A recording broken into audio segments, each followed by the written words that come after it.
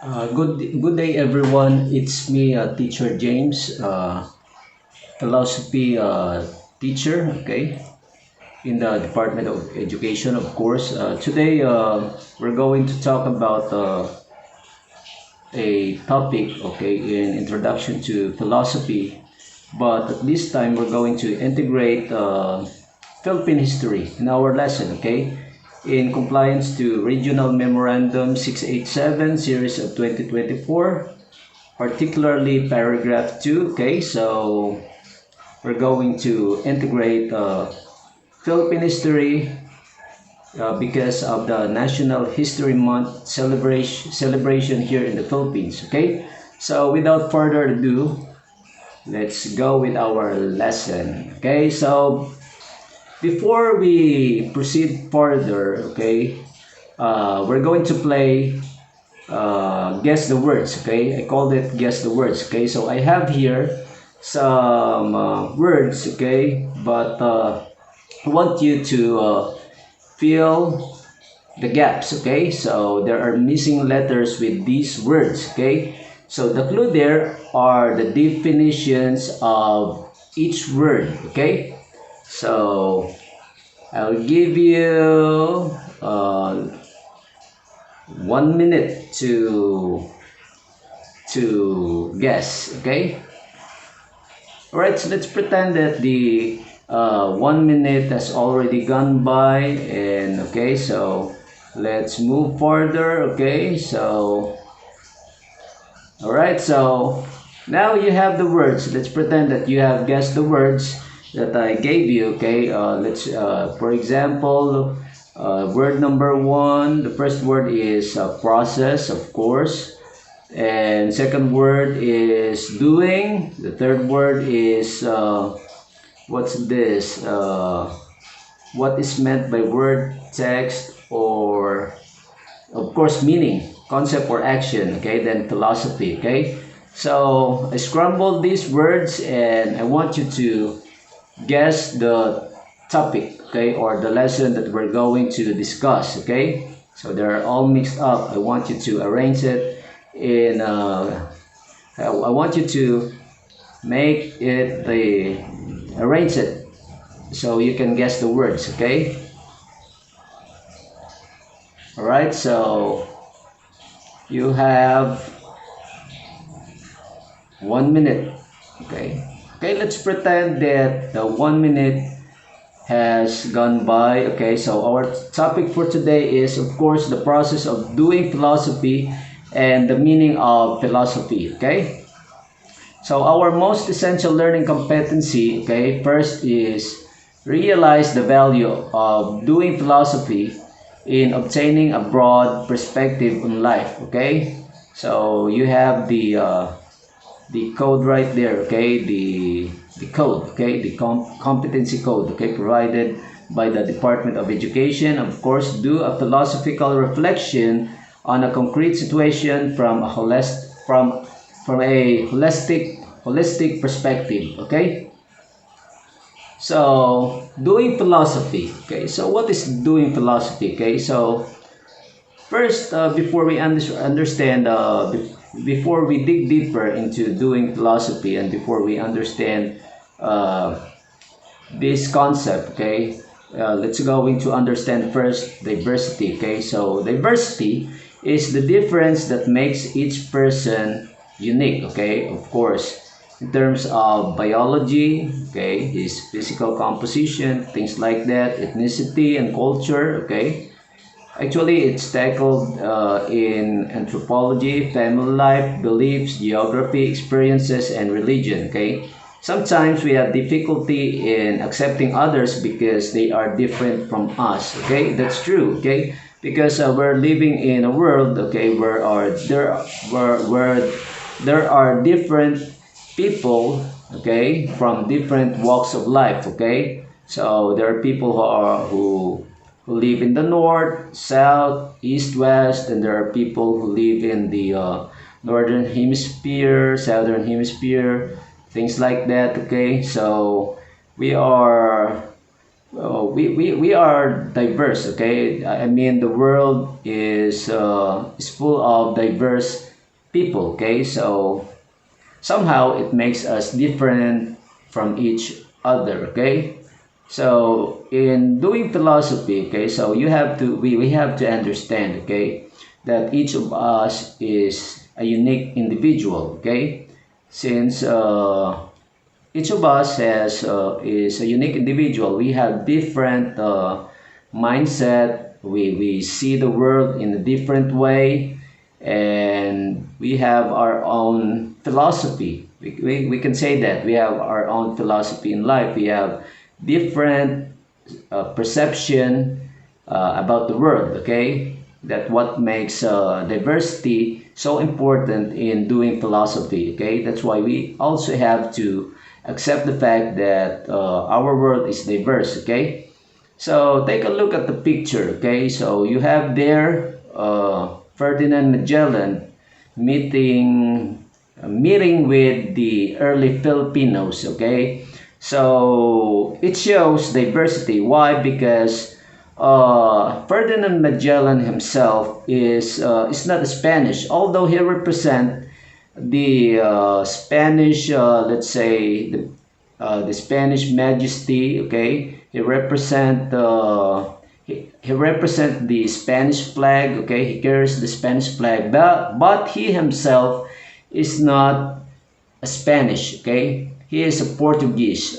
He is a Portuguese. Okay, Portuguese. He was born in Portugal native. Okay, Portuguese, and he was just hired by the king and queens of Spain to make an expedition, and he reached the Philippines as a result. Okay, then he meet a group of people, okay, let's say aborigine or the ethnic tribe of the Philippines. Okay, of course, that scenario you can see their diversity because Magellan is Portuguese, represent, but carrying the Spanish flag, and with him are of course Spaniards, and what he met were Filipinos, and in fact, those Filipinos were also trading with Arabs and Chinese before the Spanish came to the Philippines. Okay, so that's diversity right there.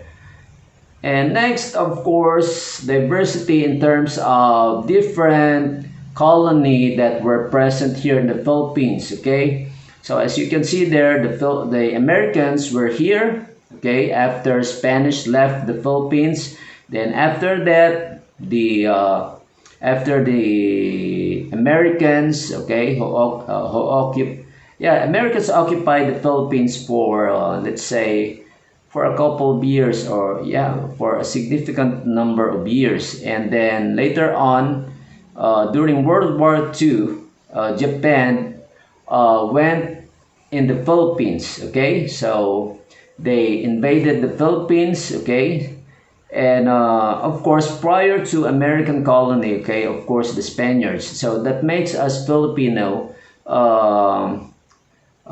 so diverse in terms of culture, origin, and ethnicity. Some of us looks like Americans. Some of us looks like Japanese, and some of us looks like Spaniards. Okay, and also in terms of not only by physical appearance but our, let's say, names. Okay, and of course the words that we adopted from our let's say from the people that colonizes the Philippines. Let's say we adopted some words. Okay, for example, during the time of Spain, we adopted their last name, of course, their names like Gomez, Santos, Sanchez, and so on and so forth. And with respect to Japanese, maybe we will learn some words. Okay, like especially those words that ends with ro, like banquero, salamanquero, or maybe and I know for sure. I know for sure that there are lots of words, Filipino words, that really came from Japanese.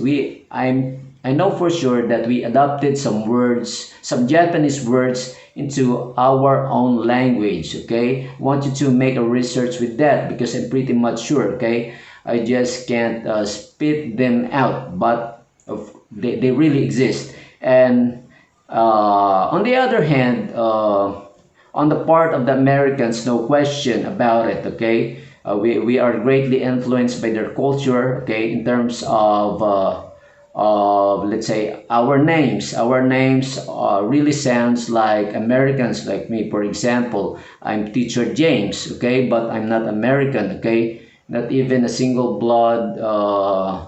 Let's say running in my body that is American. Okay, in fact, I never left the Philippines since I was a kid. Okay, so I'm a native Filipino, but my name is James because we were colonized and influenced by Americans, and of course we know how to speak English because our educational system were adopted from Americans. Of course, that's why we could say that we as Filipinos are so diverse. Okay, because of our colonizers. Okay, so what does it have to do with philosophy? Okay, of course, in philosophy, all right. So in philosophy, we learn to use our senses to understand our surrounding. Of course, perception, okay, how we understand, how we look at something, okay, and the concepts, okay, the concepts behind that, and proposition, okay. So it's really important for in philosophy to understand why those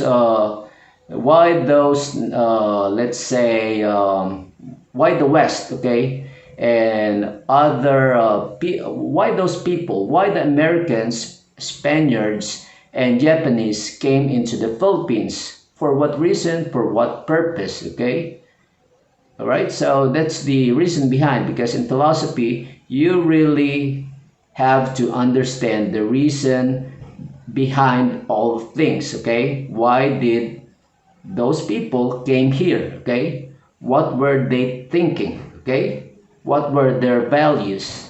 How do they see reality?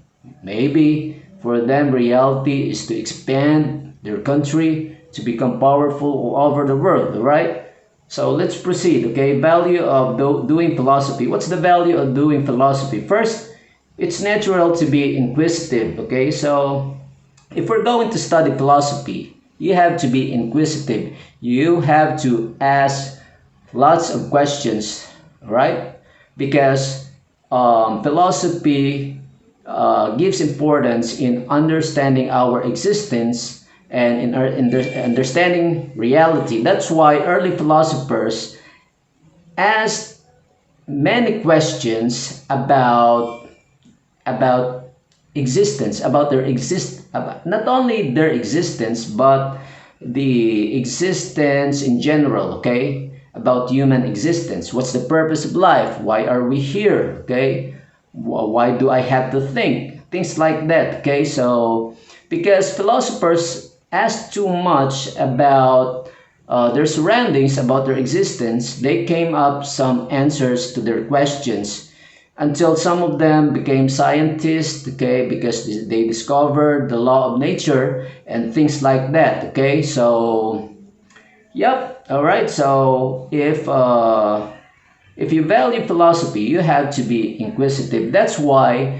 in one of my activities with the students, okay, I ask the students to make a series of questions out of one questions. In other words, I want them to, I really train them to think critically, okay, to think out of the box, okay. One of my activities, I ask them to make one question, then out of that one question, I want you to make another question until it, let's say, it gives birth, all right? It gives birth, or let's say, it multiplies into a series of questions into let's say hundreds of questions. Okay, I call that one questions that begets hundreds of questions, because I want them to think critically. Okay, to use their critical thinking. I want them to be creative, and I want them to think like real philosophers, right?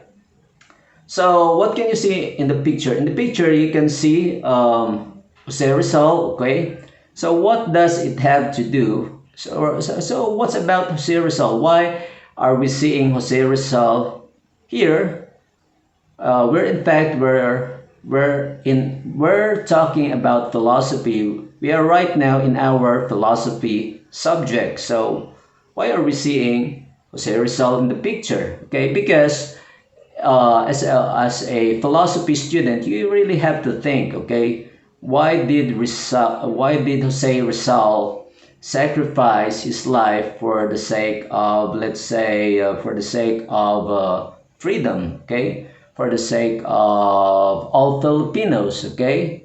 Why did he become a national hero without, let's say, without bearing an arm, right? Without using a weapon and taking part in guerrilla warfare, right? Without, let's say, without fighting, without using a force against the occupiers or against the Spaniards, okay? That's philosophy, right? You really have to think the reason behind something. So why did he become a hero? Where in fact he did not fight a single Spaniard, right? So you answer your question, because that's how philosophy works, okay? And next, another value of doing philosophy is, second, you have to find pleasure in philosophy. This is really true, okay? Because you cannot, let's say, you cannot, let's say, stand up, you cannot stand out in something if you don't find pleasure with it, okay? Because if you you know what they say, okay, if you enjoy your work, okay, everything flows smoothly, okay? Because once you are motivated in what you're doing, okay, everything seems to flow smoothly, okay? Everything seems like just a playground to you, okay? Because you ain't gonna feel tired, you ain't gonna feel exhausted, okay? You are full of adrenaline and, let's say, endorphin, a happy hormone, okay? When you are happy. So you really have to find pleasure in philosophy, okay? If you really want to be a good philosophy student, okay? Because because there are things, it says here, nonetheless you might counter that it doesn't suit your taste, okay? Because in philosophy you have to be open-minded, right? You really have to be receptive with other ideas, and out of that other ideas you create your own idea about reality, about existence, or about something else, okay? So you should be receptive as a philosopher, okay? You know how to accept other people's idea, integrate with your own idea, and out of your own idea, you come up with a certain idea that answer a particular question. That's why in philosophy, one of the topic that we discuss is about thesis, synthesis, and antithesis. Okay, things like that. So here you're seeing a picture of a soldier. Okay, let's say ducking. Okay, is a ducking. All right, he's covering. Okay, so he will not be hit by bullets. Okay, being fired upon by enemies. Okay, so he is hiding in order not to get hit. So what does it have to do? Okay, with our lesson philosophy. Okay, because you find pleasure in philosophy. Okay, the same with the soldier. Okay, what they're doing to serve for their country, they call it a call of duty. Okay, to serve and to die for their own country. They should not simply do it for the sake of doing it. They should find pleasure of dying for their own country. That's why they should have the will to win. Okay, that's the reason behind why Americans succeed during World War II, because the inspiring words of their presidents and their leaders make them go beyond what they are capable of. All right, they transcend. Okay, they transcend. They transcend and they achieve what they can achieve greater than what they expected. Okay, so third, we appeal to philosophy's usefulness. Okay, so I'm going to read the slide here, or the presentation. Any kind of knowledge is potentially useful, and if philosophy engenders a bit of knowledge and wisdom, then it's worthwhile. Nevertheless, you may not value wisdom or knowledge unless it engenders material reward. Okay, this is a very nice. Let's say, concept or idea. Okay, this is a nice statement. Okay, any kind of knowledge is potentially useful. Okay, that's true, because when I was a student, I can still remember that one of my teachers, okay, told me that a little idea can spark greater ideas. Okay, in other words, a small idea can even spark can even spark a fire, right? So you can't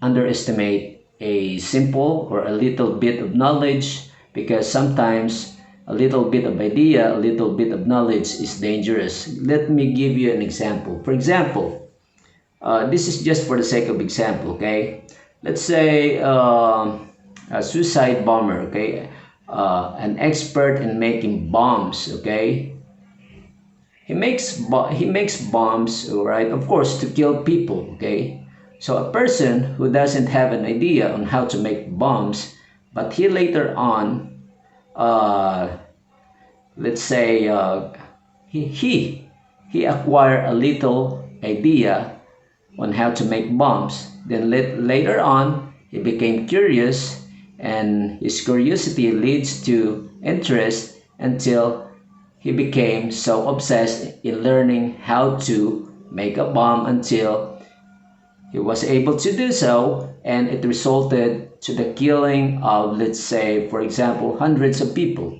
Things like that. Okay, even a child who saw his father holding a gun. Okay, so it sparks an interest. Okay, then he got a little knowledge on how to use a gun, let's say, on how to pull a trigger. Then later on, his father left, and he took the gun and pulled the trigger, and then somebody died because of that little knowledge about holding a gun. Okay, so you cannot underestimate how small or how big an idea or knowledge is. As long as it is knowledge, it is potentially useful. Okay, so that's one of the reason why we should value philosophy by appealing to philosophy's usefulness. Okay, so in philosophy, a little bit of knowledge can is very useful and can help you in life. Okay, what's an example of that? For example, let's say a little bit of idea. Let's say you have a little bit of idea about, let's say, for example, on how to express yourself. Okay, express your thoughts. Okay, then out of that idea, you express your thought, then somebody believe what you have said, and then later on, many people got interested with your idea. Then it spreads like a wildfire. It's like a gossip. Okay, a simple gossip sometimes can spark interest to those who listened until it became, let's say, an issue. All right, an issue within a particular area. Okay, so There, you can see a picture, okay, where the first mass was held in the Philippines. Okay, so what does it have to do? So what this first mass has to do with philosophy, okay? Because here, okay, finally, we might argue that philosophical critical thinking protects us against unsupported ideology, unjustified authority, unfounded beliefs, baseless propaganda, and questionable cultural values. However, right, let's go back with the third, right, with the third, let's say, valuing philosophy, okay? We appeal to philosophy's usefulness, okay? Because philosophy uh, is useful to a particular person or group of people, okay? So those people embrace that particular philosophy or beliefs, okay? So in the case of Filipinos, okay, they find that being Christian, okay, is useful. Okay, that's why in philosophy there is what we call pragmatic theory of truth. All right, something that is useful is true. Okay, if it ain't useful, it ain't true. If it is useful, it is true. So they saw that Christianity, okay, can bring them riches, wealth from the West, okay, because every time they worship, okay, the Jesus Christ, okay, as spread by the Spaniards, also the Spanish people, the Spaniards, the Spanish colonizers, also brought some stuffs that let's say that catches the attention, okay, the interest of the early Filipinos. Let's say, for example, their guns, their weapons, and other, let's say, maybe technology at that time, right? Because their weapon is is much stronger than ours, right? So maybe some of the Filipinos believe that they came from heaven because their weapons, let's say, explode, okay? Whereas the early Filipinos only uses spears, right? Bows and arrows, right? So maybe that sparkled their interest and they thought embracing Christianity is useful because they would benefit from the Spanish government, right? In the form of weapons, let's say goods, and other stuffs that they find useful. Okay, so here, all right, finally, we might argue that philosophical critical thinking protects us against unsupported ideology, unjustified authority, unfounded beliefs, baseless propaganda, and questionable cultural values. Very good, okay? Because in philosophy, you also have to doubt, okay, about something, okay? Not everything that's being given to you, you have to believe it or you have to embrace it. Because in philosophy, doubting is also very important. Is very important, right? You really have to doubt in order to know the truth, all right? So that's why there are many philosophers were hanged and killed in the early times, especially when their let's say observation contradicts the beliefs or the doctrines of the Roman Catholics. For example, the early philosophers who got killed were, for example, Plato, because his beliefs is unorthodox or let's say unique, okay, and it runs counter with the aristocrats, right, or those who are in the government. So that's why he got killed, right? He was obliged to drink poison, okay? So in philosophy, doubting something is really important in order for you to make lots of questions until you find the truth, right? So the same here in what happened in our history, okay? Many Filipinos really doubted the real intention of the Spaniards, right? Because they find that they found that many Spaniards, priests, government officials abused their powers, and to the point that many Filipinos, let's say, got violated, right? Their dignity was, let's say, was disregarded. They were treated like dogs. So, uh, in relation to philosophy, right? So the person doubted whether whether Spanish or the Spanish government really deserved to stay in the Philippines. So because they doubt about the usefulness, about the real intention of the Spanish government. That's why they came into conclusion to fight back against the Spanish oppressors. Okay, that and the rest is history.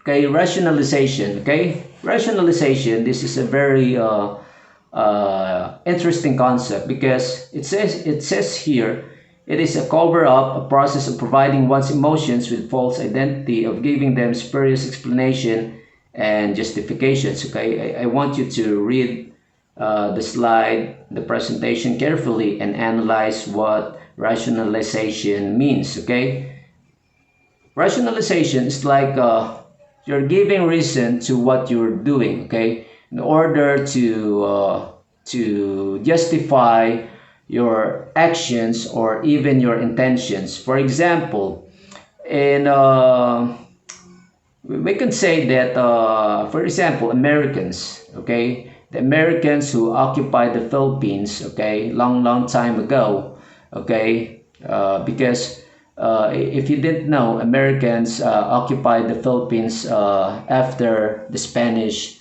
left, okay. So when it comes to rationalization, okay, maybe, just maybe, but probably, but possibly, okay, that Americans wanted to get the Filipinos' attention and making the early Filipinos believe that they are the good guys. They're going to save the day. They were going to save the Filipinos from the hands of their oppressors, which is the Spaniards, okay, which is the Spanish government, okay.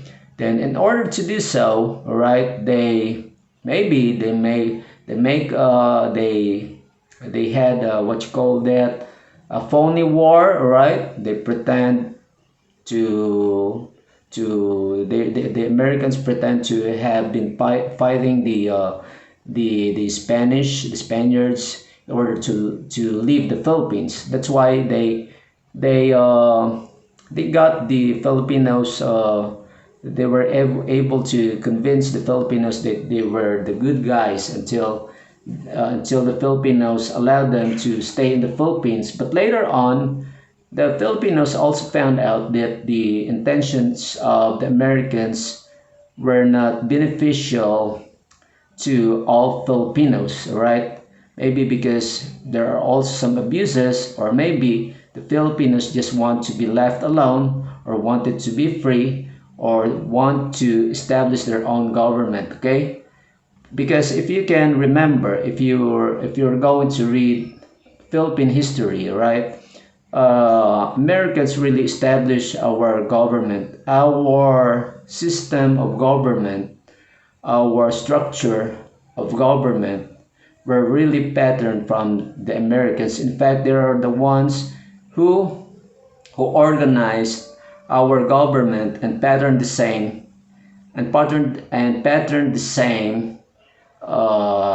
with their system or structure of the government. In fact, most of our laws were copied from American from the United States of America. Okay, from most of our laws are just were just copied from the American government. Okay, so that's rationalization, and also our bureaucracy are much like Americans than than anybody else. Okay, so that's rationalization. All right. Let me repeat. Rationalization is hiding your real intentions. All right. Giving reason to what you did in order to justify your action, in order to hide your real intentions. Okay. I hope you got that. Okay. I hope you understand that. For example, for example, if you stole, if you steal, right, government's funds, okay, you might say to yourself, it's better to do this to enrich myself, okay, uh, at the expense of government funds, because everybody is doing it. Okay, so you're justifying your action by saying that everybody's doing it, so it's fine for me to do it as well. So in order for you to continue what you're doing, right, even if it is not good or contrary to morals, or even it runs against your conscience or your religion or your beliefs, or even it runs against the ethical standards set to government officials or employees, things like that. Okay, now let's move on. Okay, so what really is philosophy? Philosophy, all right, comes from the Greek words philo, meaning love, and sophia, meaning wisdom. Okay, philosophy is the love of wisdom. Okay, so philosophy is the science that by natural light of reason studies the first causes or highest principles of all things. So under this definition, four things are to be considered. Okay, so philosophy, love, wisdom, and it is also science. All right. Why is it a science? Because the investigation is systematic. Okay, systematic, it follows a certain procedures. Okay, step by step process in order to arrive a conclusion. One of the steps in philosophy is on how to acquire knowledge. Okay, for philosophy, the steps in acquiring knowledge is, first, you have to use your senses. Second, you have to use your perception, and thirdly is you have to make a proposition, and lastly, you have to make an inference. And out of that inference, right, there is what we call you have your statement, you have your premise, and you have your conclusion. Okay, that's why we could say that philosophy is also a science, because it follows a certain process in acquiring, let's say, something, in acquiring knowledge. Okay, so natural light of reason. Okay, philosophy investigate things not by using any laboratory instrument or investigative tools, neither on basis of supernatural revelation, otherwise it becomes theology. Instead, the philosopher uses his natural capacity to think, simply human reason alone, or the so-called unaided reason. Okay, the meaning of this natural light of reason, philosophy really focused or preoccupied in studying the reason behind existence, the reason behind thinking, right? The reason behind reason. What's the reason of all of this? All right? Why do we exist? All right? Why is the reality like this? It cannot be measured by any laboratory instrument or investigative tool, because you can't measure thinking, you can't measure mind, right? You cannot measure beliefs, right? So that's why philosophy, right, is really a study of logic. Okay, the correct way of reasoning in order to understand reality, and in order to acquire a certain knowledge about the world, about our existence. Okay, so study of all things. Okay, so this sets the distinction between philosophy from other sciences. Okay, because other sciences concern themselves with particular object of investigation. Okay, in contrast, philosophers study human beings, society, religion, language, God, plants, and among others. Okay, so Yeah, this is true, right? That's right. Study of all things. And philosophy is really a its study is really broad, okay? Because it doesn't dwell in one question. It doesn't investigate one problem, right? It investigates anything and everything that comes up that comes in the people's mind, right? Everything that comes up,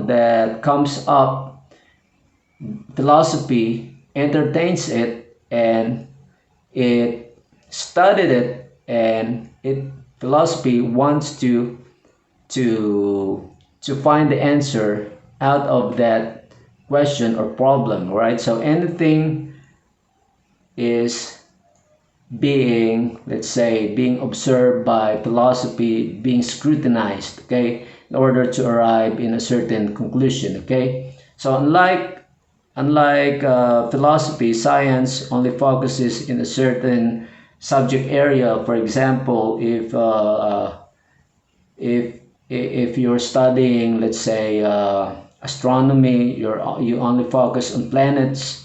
If you're studying biology, you only focus on living things, okay, things like that. But in philosophy, the subject matter is broad, okay. So let's what we have here is one of the statements, right? One of the words of Jose Rizal in his letter, okay? The name of this letter is Mi Ultimo Adios. Mi Ultimo Adios, all right? Mi Ultimo Adios, all right? So maybe this is the last farewell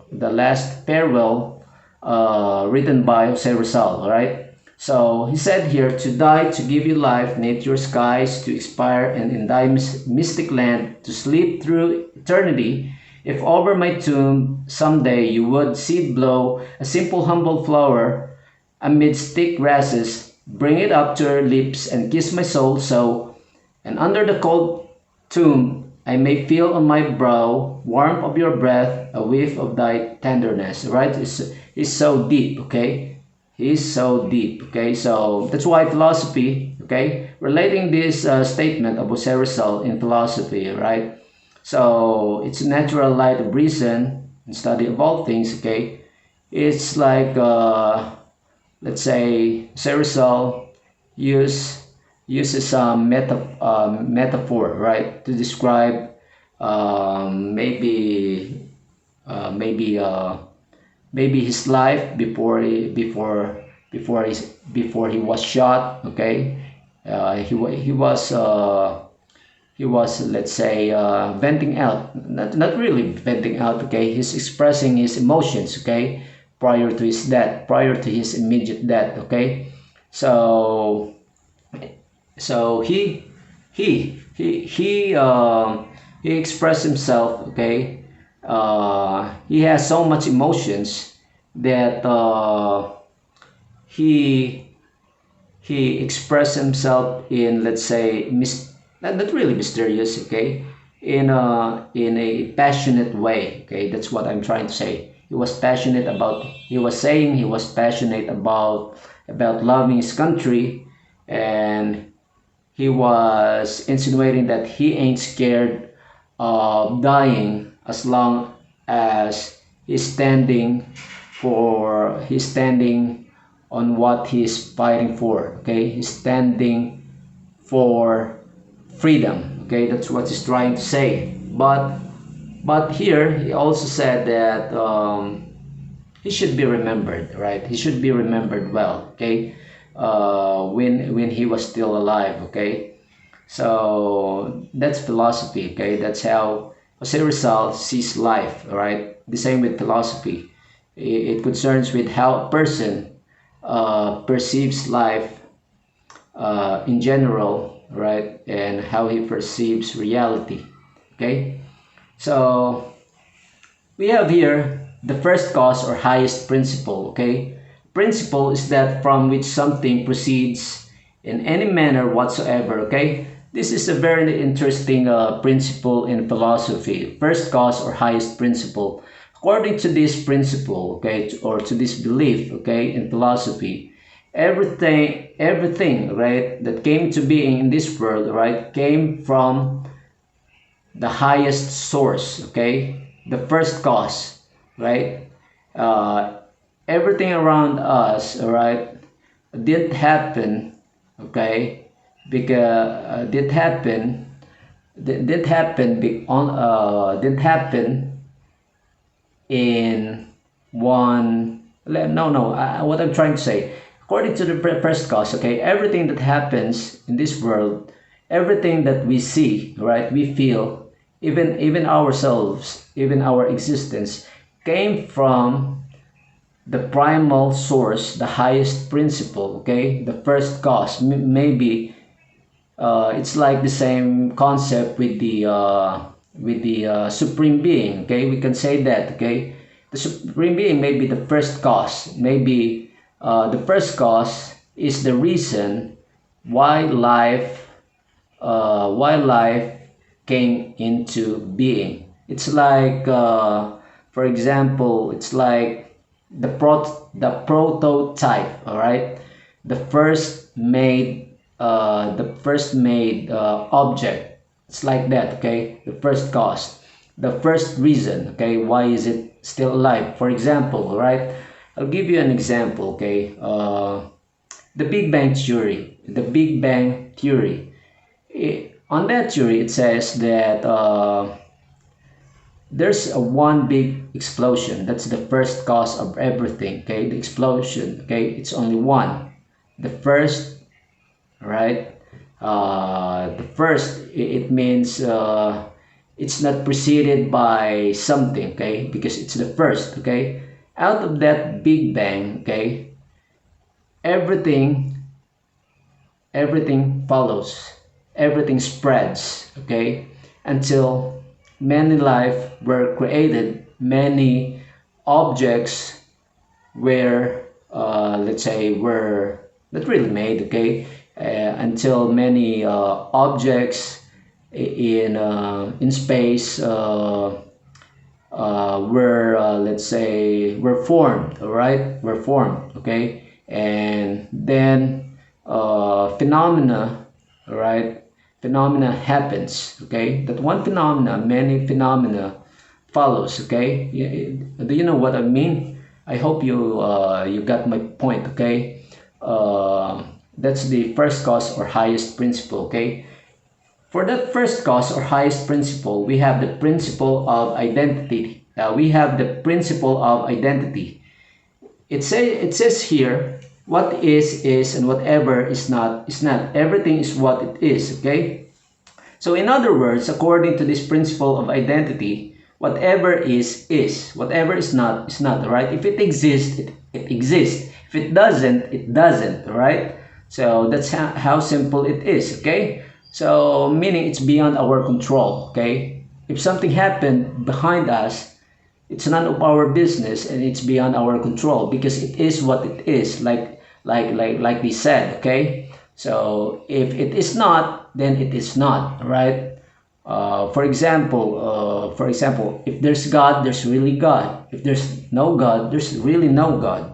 Things like that, okay? So it's like having a life. If you have a life, then it is alive. If it doesn't alive, then it is not alive. There's nothing, okay? So that's the principle of identity, right? It is what it is. It is not what is not, right? It is what it is. It is not what it is not. Okay, so principle of non-contradiction. Okay, it's impossible for a thing to be and not to be at the same time and at the same respect. Okay, this really interesting. Okay, and also yeah, it seems like common sense. Okay, according to this principle, right? Uh, no object can be at the same place at the same time.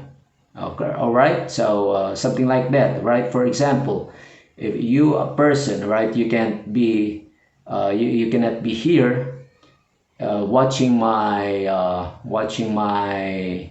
video and at the same time somewhere else doing something like, for example, uh, go fishing, you're going fishing, or you're scuba diving, okay, or things like that, or at the same time you're skydiving, okay. So you can't be at the same place and at the same time, or you can't be I mean, it's impossible for a thing to be and not to be at the same time. For example, you can't say to yourself that you are alive and at the same time you are dead, right? So that's the principle of non-contradiction. Okay. Next, principle of excluded middle, right? According to this principle, a thing is either is or is not. Everything must be either be or not be. All right. I'm sorry about the let's say missing letter, right? So a thing is either is or is not. Everything must be either be or not be. Between being and not being, there's no middle ground possible, right? There's no middle ground according to this principle, right? So it really either it's really it's either it is or it's either it is not, right? There's no in between. Like I've said a while ago, you cannot be let's say you can't be alive and at the same time dead, or you cannot be in between, right? You're alive and also dead, right? Things like that. For example, if you are here in the world, right, and at the same time you're let's say you're a ghost, right?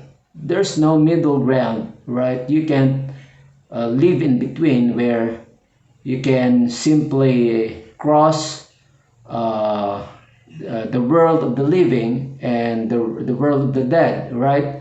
There's no middle ground where you can simply step where you can simply step from one world to another, right? Things like that, okay.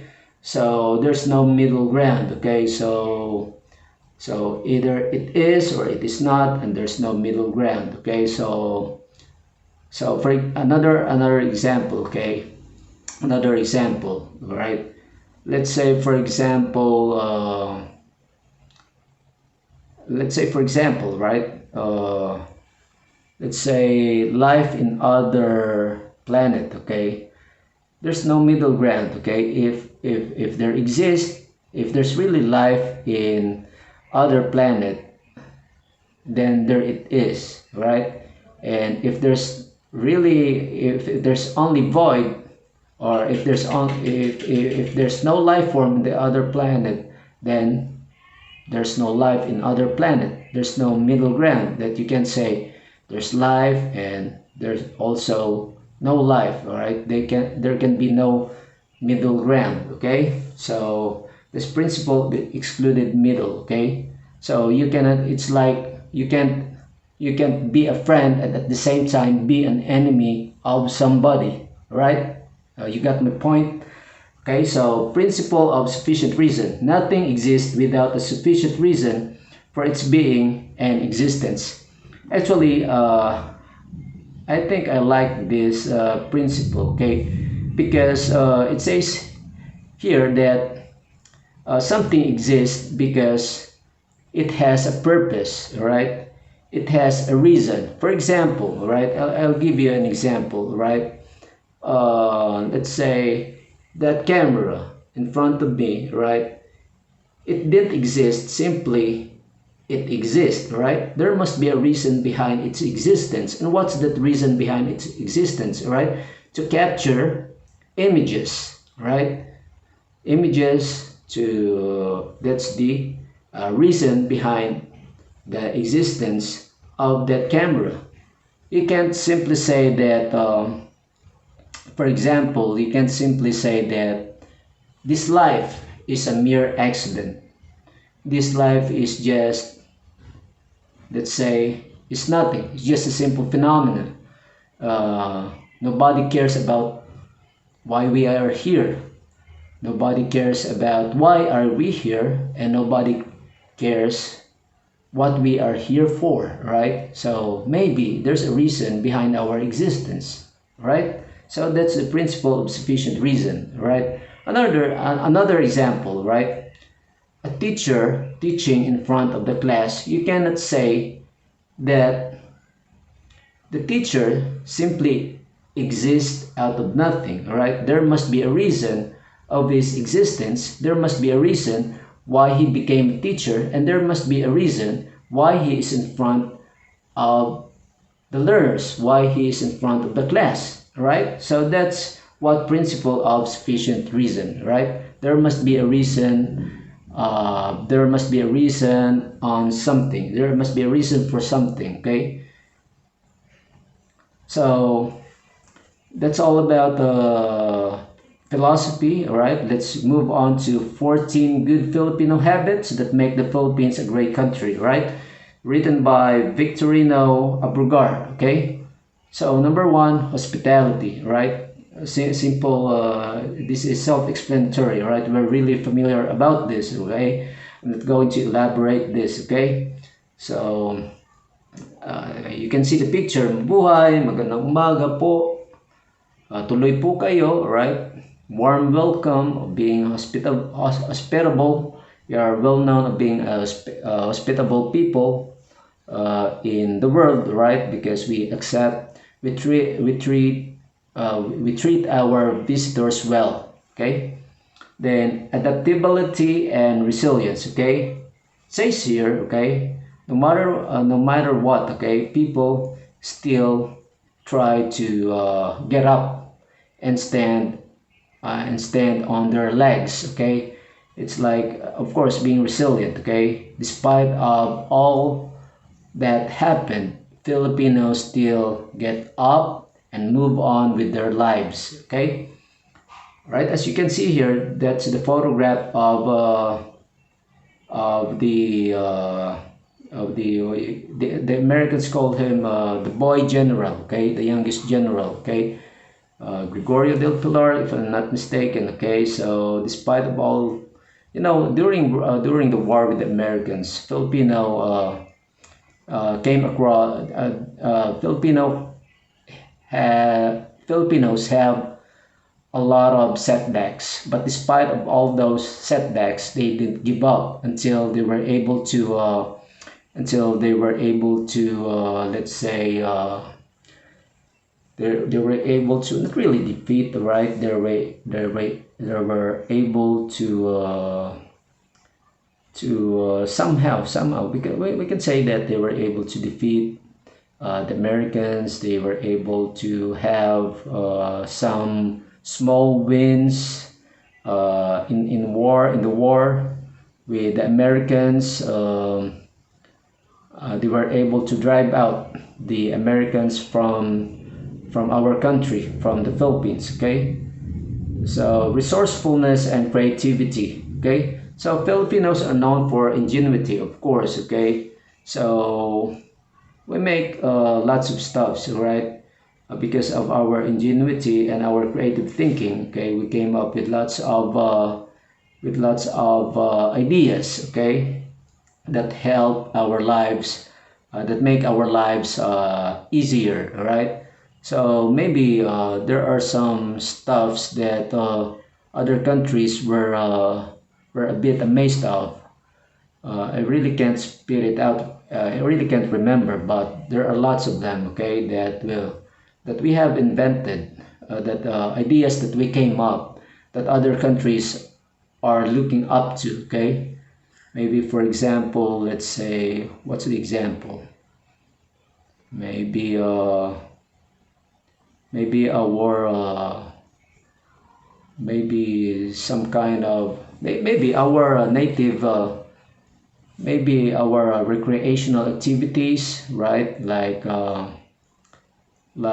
sabong, things like that, or right, or maybe the hagdan palayan, right? That we have we made in Banawi rice terraces, and there are lots of things. Okay, actually, other countries are also copying or adopting. Okay, so but it really came from us. Okay, so what we have here is Florante and Laura. Right, the story of Florante and Laura was written. It was written by Francisco Balagtas. Okay, So it is a love story, okay, of Florante and Laura, okay. So that's how creative Filipino is, okay. Francisco Balagtas wrote lots of stories that capture the minds of many Filipinos, okay.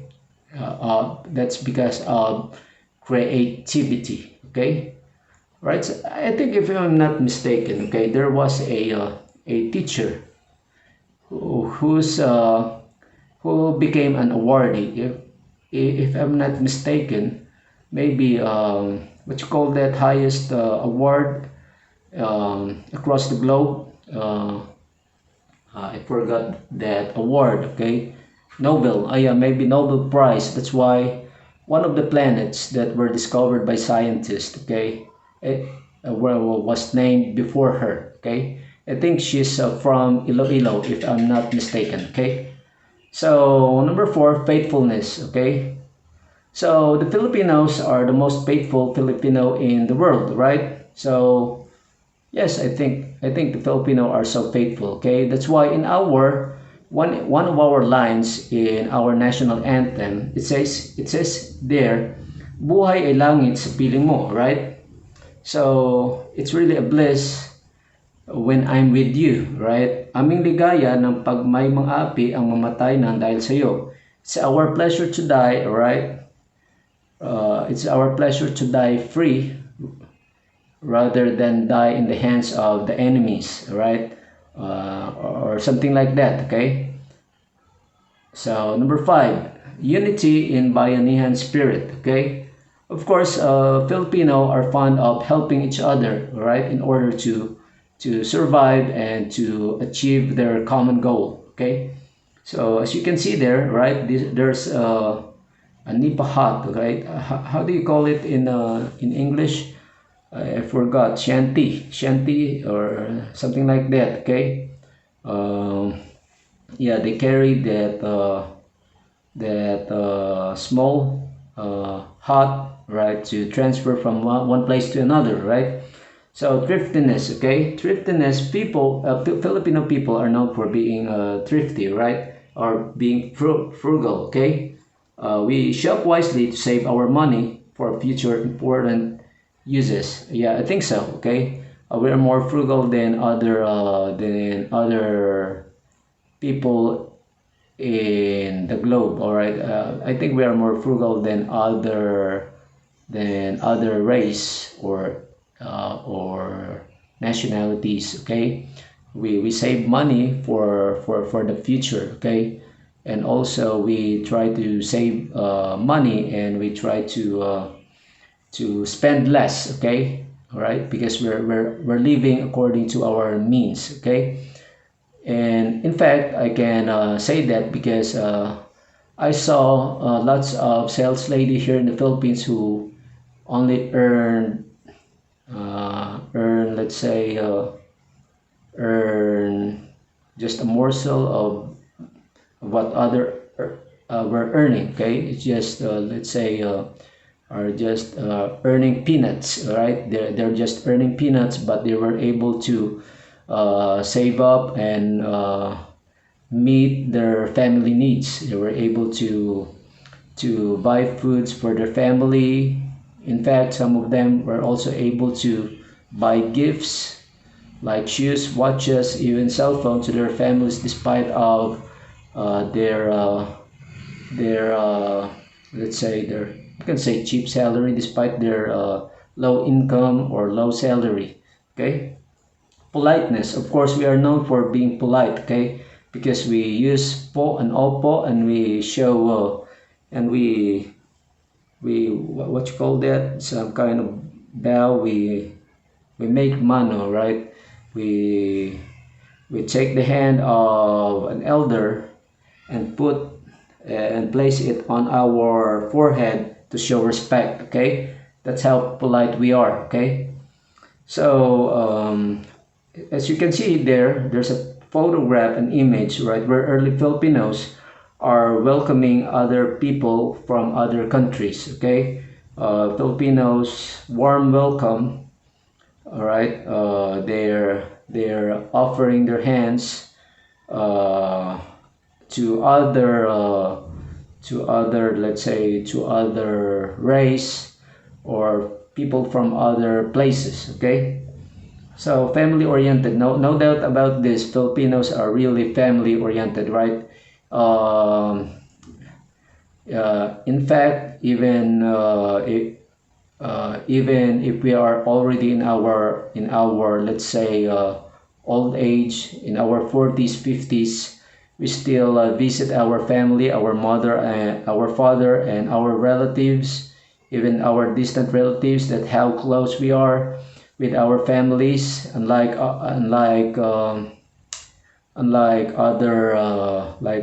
other people in other countries. um, we value our family regardless of our age, regardless of how old we are in this world. We still pay a visit to our families. Okay, so results. One of the proof that we are really family oriented is Jose Rizal's letter to his mother, right? Rizal says to his mother, "Take care of yourself and take care of my old father, so that we may all see one another again. Loving remembrances to my brother, my sisters, nephews, aunts, etc." Can you imagine that? He's mentioning all of the members of his family, even his third degree relatives or something like that. You are the bond that ties us all together. His Excellency, the Governor General has been good to me. I'm going to show him, if God gives me health and opportunity, that I can return his kindness. In closing, my dearest mother, I kiss your hand and that of my father with all the feeling and love of which my heart is capable. Give me your blessing, for I greatly need it, and affectionate embrace to each of my sister, and an affectionate embrace to each of my sisters, and a token of how much I love them all, and a token of how much I love them all. Your son Jose. Okay, so he's talking about his family, okay, the members of his family and his relatives. Okay, so that's the proof that we Filipinos are have good family ties and are family oriented. Bravery, right? Of course, Filipinos are brave, especially our national heroes like Lapu-Lapu, Gabriela Silang, also known as AKA Tandang Sora, and Andres Bonifacio. All right, is very brave. All right, especially Andres Bonifacio, because I heard I think I heard some because it's a famous catchphrase, or something like that. They say, "Andres Bonifacio, atapang atao, aputol kamay, ayaw atakbo. Aputol apaa, hindi atakbo. Aputol atakbo atulin," or things like that. Okay. Number 10, jolliness and sense of humor. Okay. Filipinos have also a very good sense of humor. Okay. Actually, here in the Philippines, we have lots of comedians. Okay, and we make some fun expressions in to make other people to make other people laugh. We make jokes. We have lots of comedians here in the Philippines. We have lots of funny stories, and we never ran out of funny people, personalities, or something like that. Okay. In fact, in our generation, in the modern era, right, especially in the present time, right, in the social media, there are lots of Filipinos who can really make a very good joke. Okay. A pretty decent joke. Okay, that they can really make funny videos and comments and expressions. Okay, so here you see their Teatro Filipino. Okay, Orosman at Safira. Okay, you can see there. It looks like a love story. Okay, but it isn't. Okay, it's a comedy. It's a comedy. Okay, written by Francisco Balagtas. Okay, one of our famous poet, writer, and storyteller, story writer, or something like that. Okay. 11, discretion and dignity. Okay. We have delicadeza as Filipino. We value what we have promised. Right. We keep our words. Okay. That's one of our good traits as people. Okay. Number 12, gratefulness. Okay, on this part, I really agree on this 1 billion percent. Okay, we are really grateful. Okay, we show gratitude to the people we owe. Okay, that's why we coined the term utang na loob. Okay, if someone let's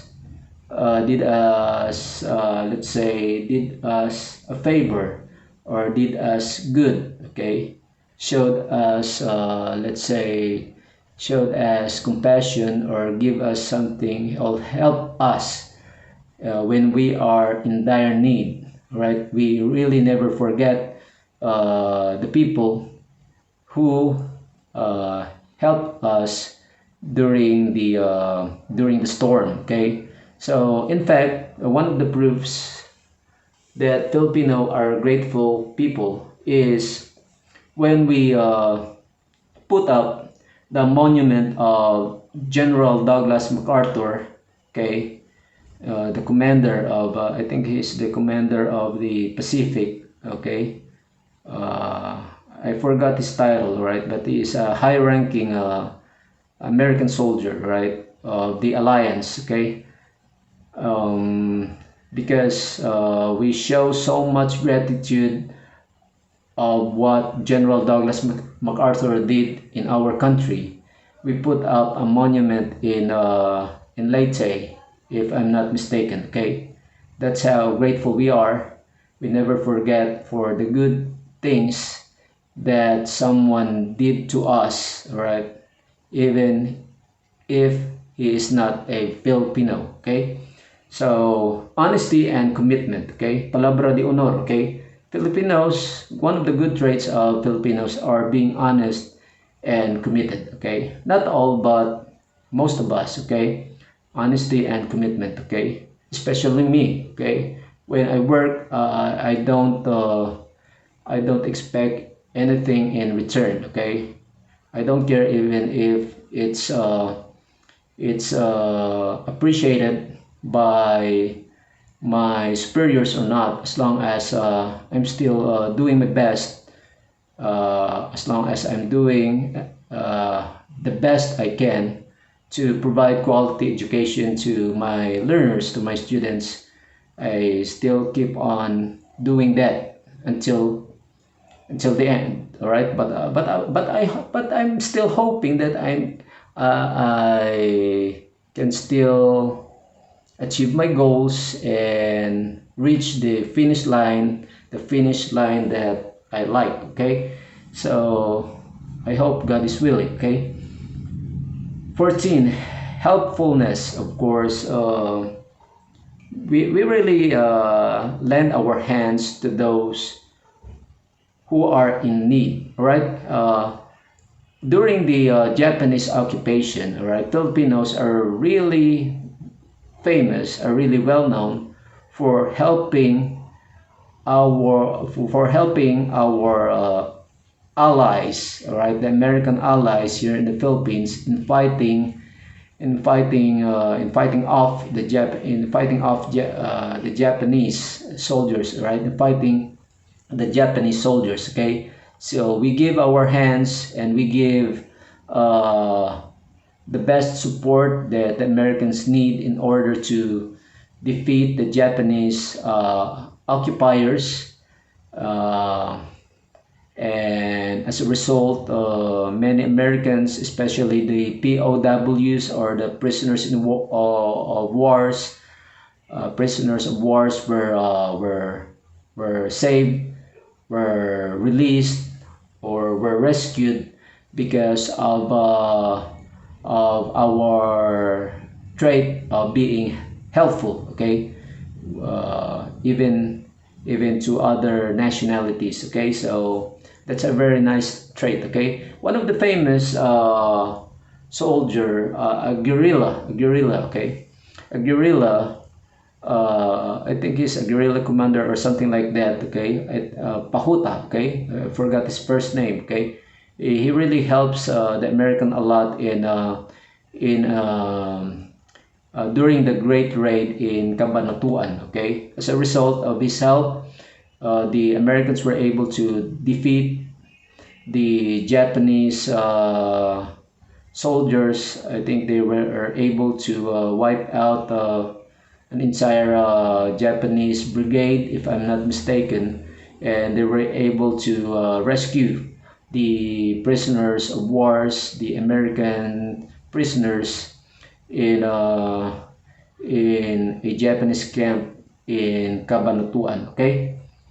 Then yes, that's another image there, showing Filipinos are helpful. And of course, that would be it for our discussion. And we're going to have a role play. Right on this part, I'm going to divide the learners into four groups, and each group is going to choose what kind of philosophy they're going to implement in their lives, right, in order to show their love for their countries, that is the Philippines. Then each group, of course, is going to present the role play in front of the class, and they're going to be judged based on these rubrics. Okay.